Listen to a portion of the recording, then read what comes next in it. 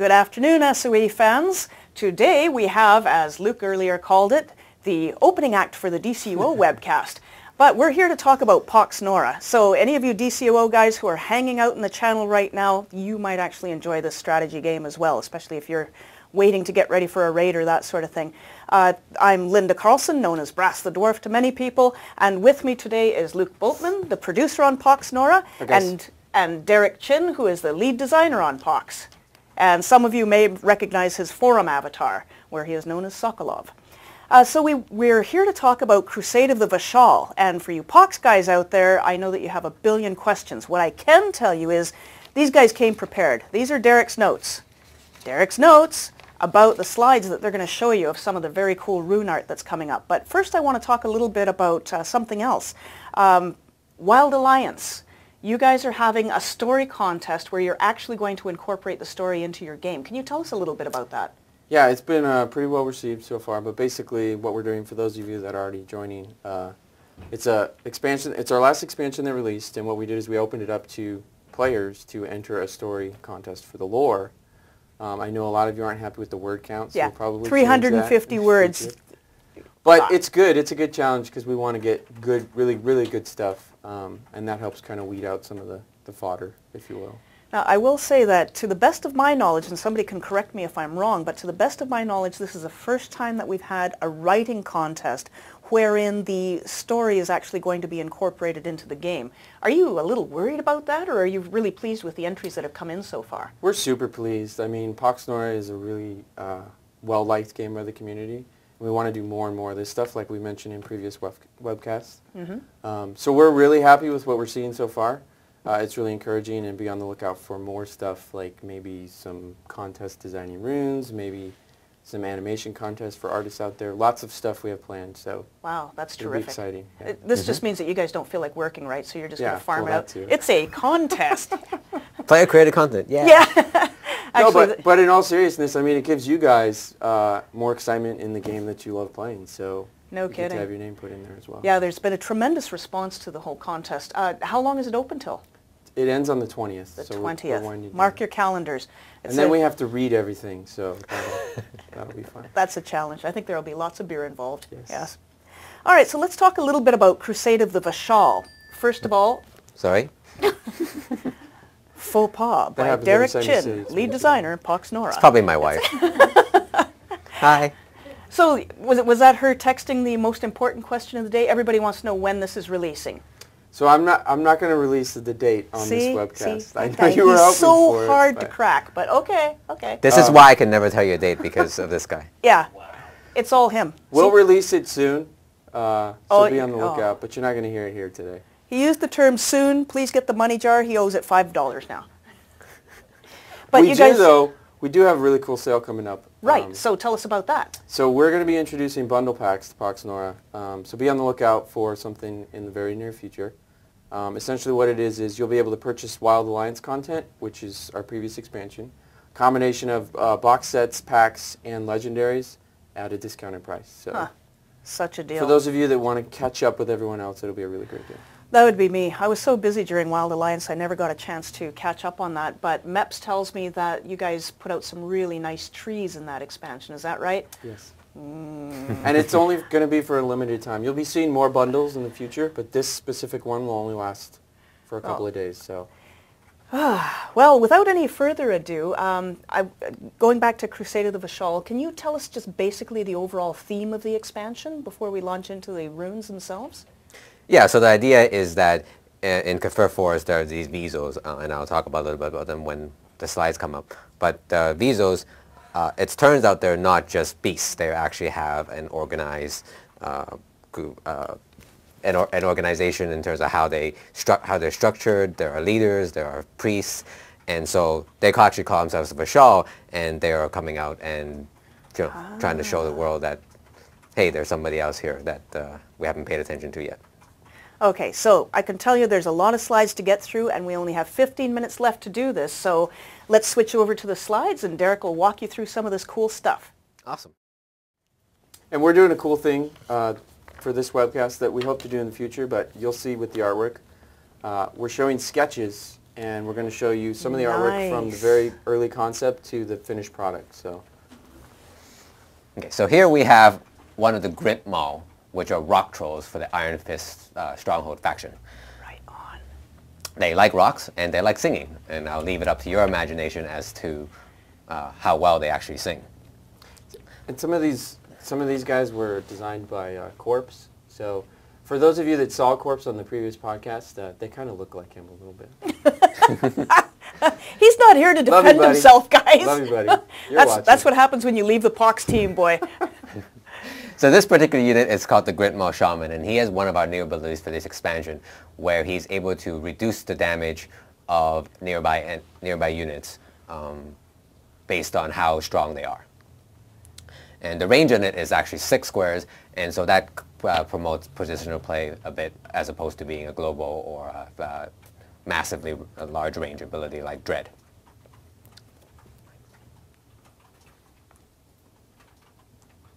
So this is another one of the rock trolls. This is the Grit Maul Rock Slinger, and he throws rocks. Man, he looks super smart. You can just see that. And so in general, the rock trolls work together in a very unique way, in that whenever one of them is attacked, all the other ones will gain max HP. And this worked particularly well with Iron Fist and their healing and the defensive capabilities. And this particular unit also has Blood Frenzy, which veteran players will know is more easily triggered when you have more hit points. Very nice. Next up, we have the Mutants of Forsaken Wastes. So these are the Creepers, and they are very creepy looking. One of my tenets is that mechanics and runes should offer players interesting choices in how they play the game. And with this particular set of runes, they have a very unique mechanic and something we have never done before. And what these units do is that they are not allowed to be deployed in font deployment zones. However, when you deploy one of these units, your shrine deployment zone expands. So as you play the game and you deploy more and more of these units, you're able to forward deploy much more than any other faction would. That is really cool. And I'm not entirely sure how this is going to play out in competitive play, but I'm very excited about having kinds of ratios that promote a different style of playing and not just different deck building styles.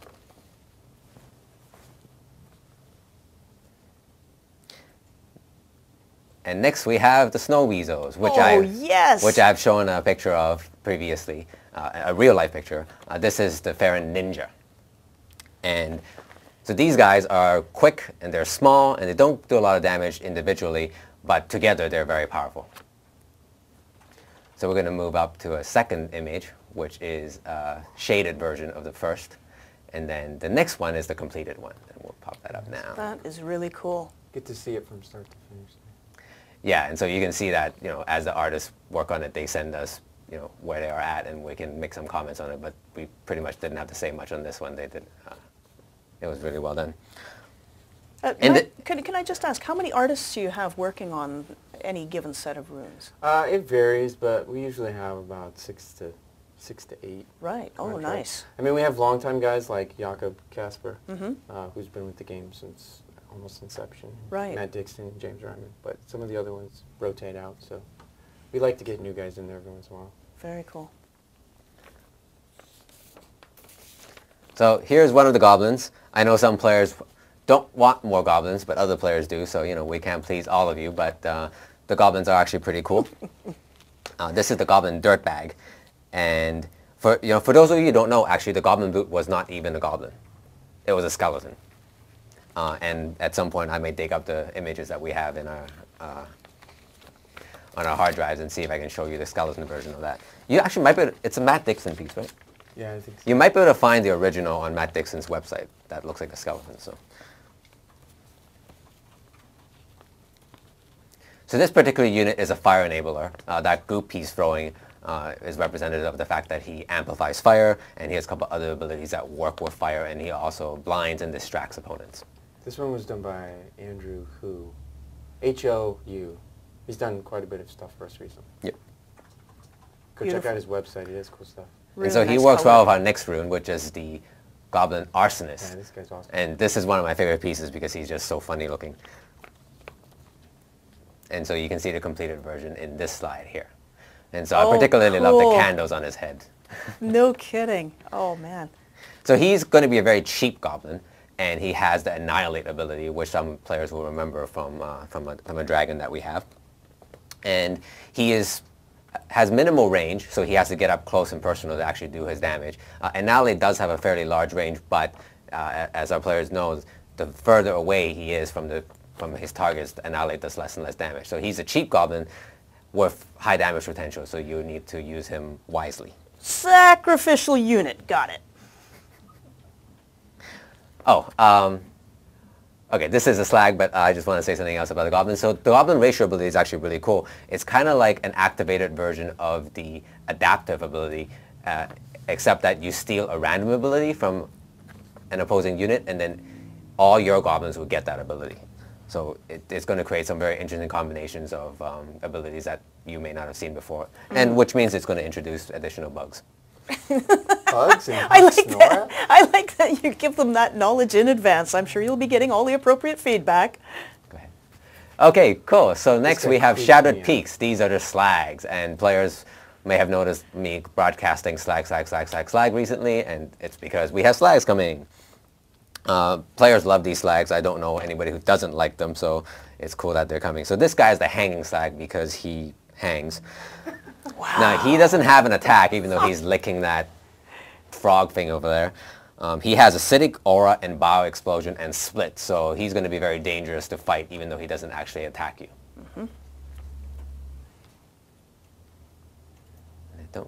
Yeah, okay, next this is the Voltaic Slag. So he's actually an electricity Slag, which gives Slags an alternate attack type. Most of the other Slags are going to be acidic.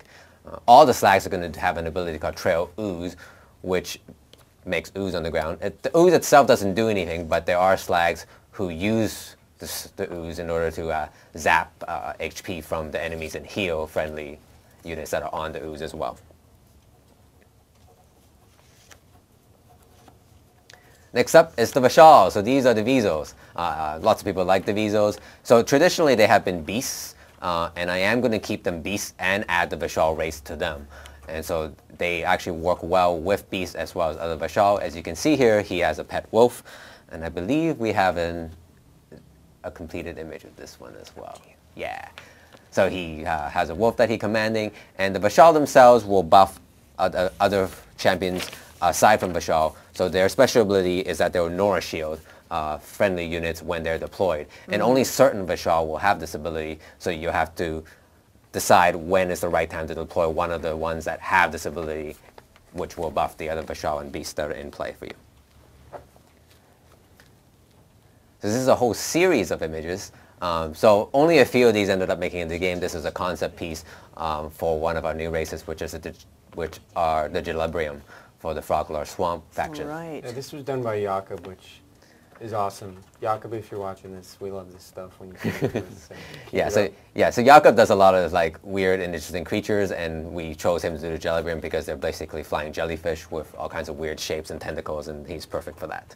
So what's cool too is when the initial concept of this was designed, Jakob, we'll tell him kind of what we want, and then he'll spit this back at us, and they can sometimes help in the creation process. So, oh, really? Yeah. Oh, that's really interesting. Yep. So this is one of the completed pieces. Oh, yeah, I love the Moga. that Yeah, is really cool. So this guy is the Lightbringer, Gilibrium Lightbringer, and he has a new ability called Call to Arms, which is actually designed by one of our players, Tarf. I changed it a little bit, but essentially what it does is when the unit makes an attack, it makes other units that share a race of that one cheaper. So in this case, it's a Gilibrium, so when he attacks, other Gilibrium is going to cost less to play. It's not very powerful. Some players will recognize this as a weaker version of Essence Capture, which generates Nora for you when the unit attacks. But what it does is allow me to add this ability to several different units, and you'll see that a number of units have Call to Arms with the new expansion. And it allows me to give them thematic synergy with other champions of their race without burdening them with sandbag abilities and making them cost too much.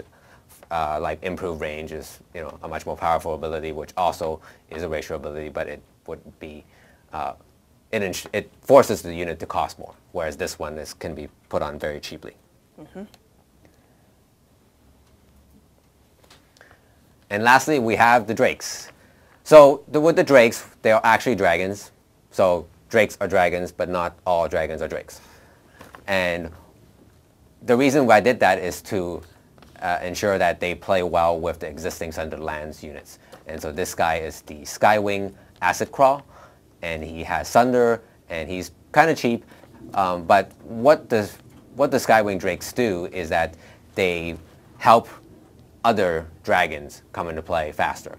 And so when one of these is deployed, the next dragon you deploy is going to gain AP, and then the dragon who originally had the Skywing ability will also gain Blitz, which means you get an advantage both in bringing the new unit into play as well as making the ones on the front line fight better. Right.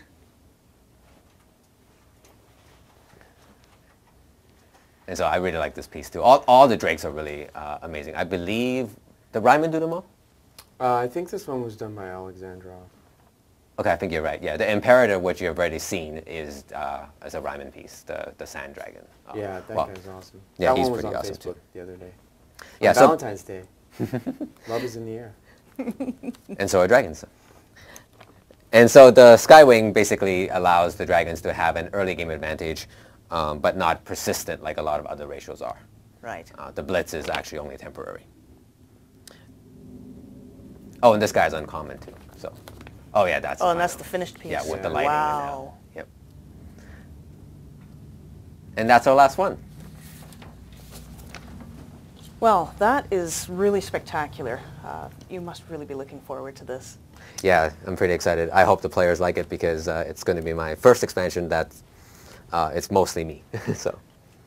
So if you have compliments, Derek, complaints, Luke. Got it? Or Corpse.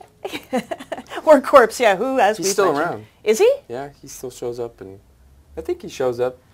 He talks to us all the time, so. Ah. Yeah, we still have him on IM and stuff. Yeah. So. Oh, that's terrific. He misses you guys. So, so we have just a couple of minutes left, actually. Are there any questions in the chat to pass on? I mean, other than when is this launching? Why are there no monkeys? Oh, I knew it! I knew it! Okay, why are there no monkeys? That's a very serious question, Derek. There are no new monkeys. There is an existing monkey. Who knows? You may get monkeys later. Yeah, who knows? We're open to suggestions. Even monkeys? Fan art. Let's see some fan art. Throw it up on the forums. There you go. Inspire us. Convince them how awesome monkey... Oh, no, wait. Do you really want fan art of monkeys on your forums? Well, Meps... Meps, get ready to moderate. I can see it now. Anything else at the moment, or are they still absorbing all of the artwork? We need more Yeti. More Yeti. I don't think we've had Yeti in the game since... It's been a while since the Yeti incident. Yeah. The Yeti incident. They got overbuffed. Oh, I see, I see. And then became very powerful very quickly. And so for a period of a couple of weeks, they were running rampant all over the place. What about fur balls? I always liked the fur balls. Maybe I'm the only person that likes them. Maybe Yeah, you should have well, some we have the furball mother, and she makes the babies, and they're, Yeah. She makes a lot of babies. I will say one comment for all of you guys that have supported us on Steam. Derek and I noticed the other day that over 3,000 people have recommended the game to their friends and stuff. So that was really cool for us Nice. as a team to see that. So keep it up. We're really excited to have the game up there, and you guys have been awesome supporting it. So Yeah, me thank you. too. Thank Do you. promote this to all your friends on Steam, because we want to make these guys rich and famous so that they can retire in luxury. But that does bring And us at that to point, the... you guys can just design the game, and everything can be Exactly. flavored on. I would like to thank you both for joining us. Derek Chin, the lead designer, and Luke Bultman, the producer on PoxNora. That was a really terrific preview. Now I'm just going to sit around and anxiously wait for the launch date. So meanwhile, I'm going to go stock up on some trees from Wild Alliance, and that should keep me tied over until you launch. Awesome. Okay, thanks very guys. much. Remember to enter the Bye. Wild Alliance contest. You've still got a few days. Bye. See you next time. Sony.